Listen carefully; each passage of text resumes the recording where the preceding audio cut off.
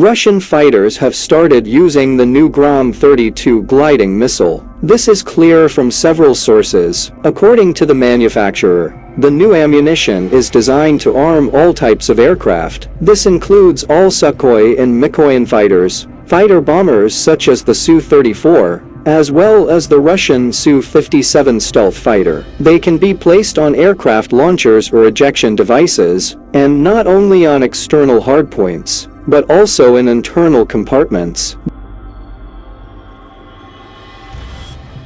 The GROM-32 gliding missile is actually a constructor, literally. It is based on several basic elements that can be combined in one way or another during the production process, resulting in different products for certain purposes and tasks. This rocket allows not only increases the effect of detonation, but also changes the charge. Russian experts say that the charge can be replaced with thermobaric options. If there is a threat of using long-range anti-aircraft weapons, such as Patriot or NASAMS, the additional warhead can be safely replaced with the so-called MDU or propulsion unit.